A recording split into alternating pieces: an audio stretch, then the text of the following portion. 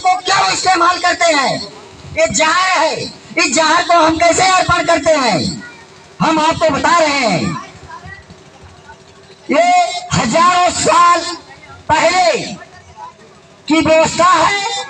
और जो है हमारा समाज शिक्षित नहीं था, पढ़ा लिखा नहीं था, बाबा साहब भी शायद उस समय नहीं थे, तब की ये दास्तां है।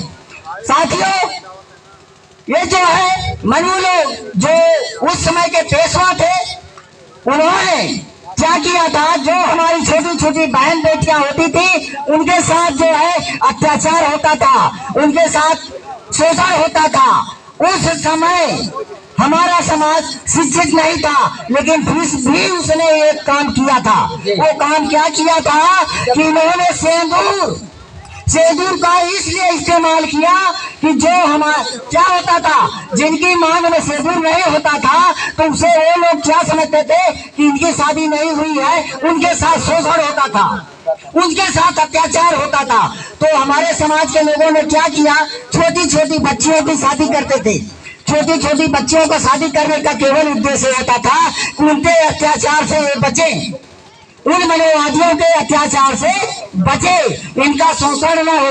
इसलिए छोटे छोटे बच्चों की शादी होती थी, उनकी मांग में सिंदूर डाल दिया जाता था, ताकि उन्हें ये लगे कि उनकी शादियां हो चुकी हैं और उनके साथ ये बलात्कार या अत्याचार या शोषण न हो। इसलिए ये सिंदूर आया था। सिंदूर का मतलब ये नहीं होता सिंदूर आप लगा लेंगी तो पतिव्रता हो जाएंगी, सिंदूर लगा लेंगी तो आपकी शादी मानी जाएगी। ऐसी व्यवस्था नहीं है। ईसाई समाज में ऐसा नहीं है, बौद्ध धर्म में ऐसा नहीं है। और हमारे साथियों ने जब ये शब्द इस्तेमाल किया बुद्ध जी के लिए, तथागत बुद्ध, ये कभी भी अपने को ये स्वीकार नहीं किए हैं कि मैं भगवान हूँ। वो भगवान नहीं है, हमारे तथागत हैं।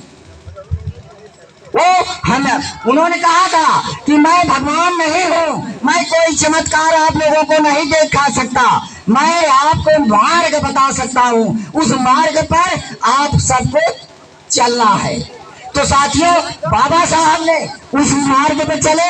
वो चीज हम लोगों को मिली, बुद्ध से मिली, बाबा साहब से मिली, ज्योतिबा फूले से मिली, सावित्री बाई से मिली, रविदास से मिली और कबीर से मिली और पेरियार ललई से मिली, पेरियार साहब से मिली। ये सारे महापुरुष हमारे अपने समाज के लिए अपनी कुर्बानियां दिए, अपने जो है जीवन को अर्पण करके इस समाज के उत्थान के लिए। ये शिक्षा नहीं थी। इस शिक्षा की देवी जो आज हम कहते हैं सरस्वती है, ये बिल्कुल गलत है। सरस्वती का कोई बता नहीं सकता इनका पाप कौन है, इनकी डिग्री क्या है, ये कितनी शिक्षा पढ़ी थी। लेकिन सावित्री बाई फुले के तो आप डिग्री भी बता सकते हैं, उनकी शिक्षा भी बता सकते हैं। उन्होंने पहली महिला है जो देश में महिलाओं को जो है पढ़ने का अधिकार दिया।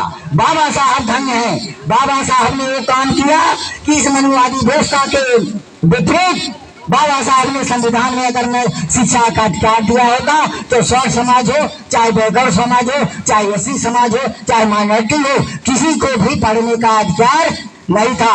आज हमारी बहनें ये चाहे एयरपोर्ट में है, चाहे डीएम है, चाहे एसपी है, चाहे आईसीएस पीसीएस है, आज राष्ट्रपति है हमारी बहन। हमारी माँ बहनें इतने पद पर गई कि ये जो है हमारे बाबा साहब की देन है। इसलिए हम सभी से आग्रह करेंगे कि अगर बाबा साहब को मानते हो तो बाबा साहब के बताए हुए रास्ते पे चलो। बुद्ध कहते हैं हमारी पूजा मत करो, केवल हमारे रास्ते पे बताए हुए मार्ग चलो। इससे हमारे समाज का उत्थान होगा, इससे हमारे समाज की भलाई होगी, इससे हमारा जीवन जो है सुधरेगा, हमारे बच्चों की जिंदगी जो है सुधरेगी। तो अपने बच्चों की जिंदगी के लिए, अपनी भलाई के लिए इस सारे मनोवादी व्यवस्था से आप लोग बाहर निकलिए। आप